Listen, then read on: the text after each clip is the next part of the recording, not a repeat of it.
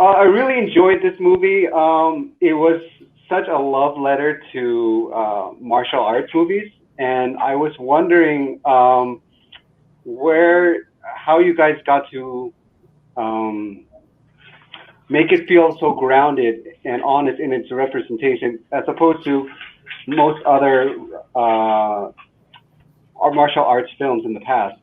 Great writing, great acting. Uh, fantastic acting, legendary acting. I think it's a film about, like, well, for me it's a very it's a story that we can all kind of relate to, right? In terms of, like, as we get older, we're trying to find ourselves and we're trying to reinvent ourselves. So I think in many ways that's what we're looking for, is that sort of realism and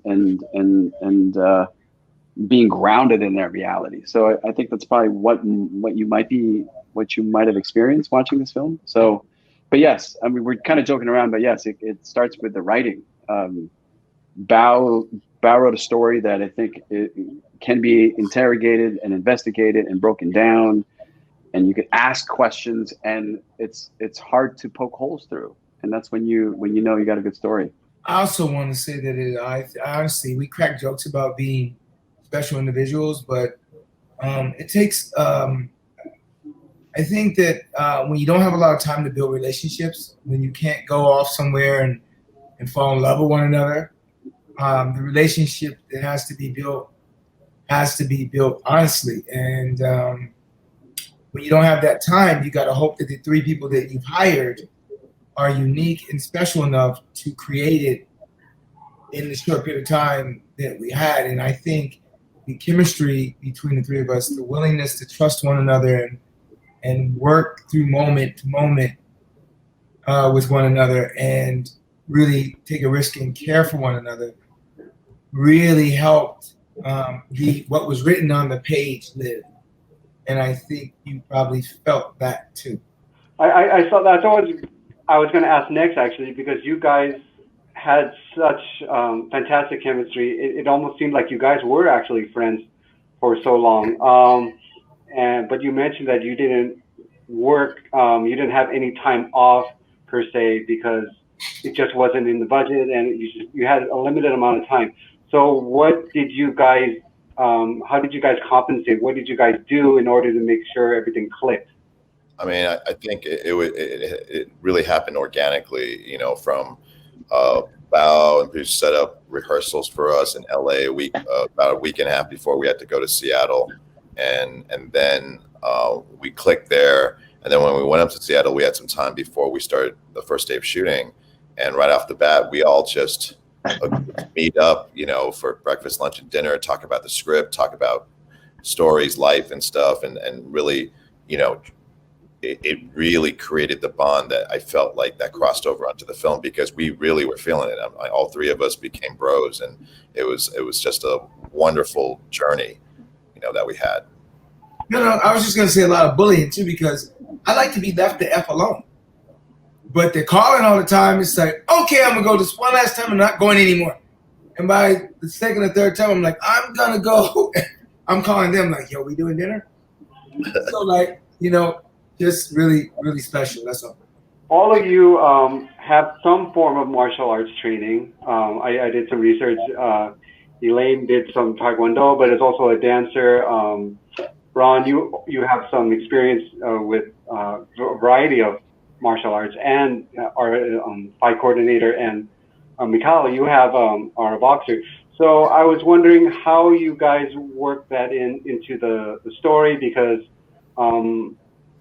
as we can see, you guys were proficient, or your younger characters were proficient, but then as you got older, you kind of lost that. So I was wondering how you tied all of that into your characters, and did you learn anything out of that about being at the age of your characters movie, about mobility and skill and speed? From a physical perspective, I felt like it was easy because I just had to get fat and lose technique. You know, but realistically, what drew me to Hing was the fact that Hing loved his two brothers, and when they were out of his life, his life was never the same. I mean, it was a bond that he just couldn't swallow. So to hide that, he would eat and crack jokes, to cover it up. But inside, it was a lonely, sad man. But physically, yeah, I just had to keep eating, get fat. So, yeah, but that's me. I think for the character of Danny, I think, he hasn't done any martial arts since he was 18, 19, or in the teenage years. So that's very much like who I am. I mean, I'm kind of very out of practice when it comes to martial arts and Taekwondo. So it translated perfectly, in instances with the Jim character and Mykel, he could speak on that, but and as well as Ron and Hing. But I think what was really great was to have the ability to communicate to the action director Kenny and the fight coordinators Sam and Kerry, understanding our movements and understanding our limitations and what we can excel in. And I think that's what really translated really well on film. And Mykel, what was it like to be that the boxing representation of this film? Because I imagine that wasn't really easy for someone of your background like that to go into a kung fu movie like this. No, it wasn't easy, especially since I switched it over to jiu-jitsu, and I did that not to complicate things, but I did that because I basically felt like I'd done a couple of movies with boxing and as the forefront, and I wanted to try something different. And I have to give all the credit in the world. Footwork, it's a beautiful thing about footwork. It either is good or it isn't. And normally when you're ducking a punch, you're ducking a knife, you're ducking a sword, a lot of it feels the same. Even when you're, so good footwork helps you kind of have a base. But Ken, Sam, and Kerry were just so exceptional teachers. Everybody that can do it can teach it. These guys, they understood it they understood the work so well, the art so well, they could break it up into microments and then really give it to you. So it was it's always awe-inspiring for me when I'm around a master or somebody who has mastered something, because it's so easy for them. You know what I mean?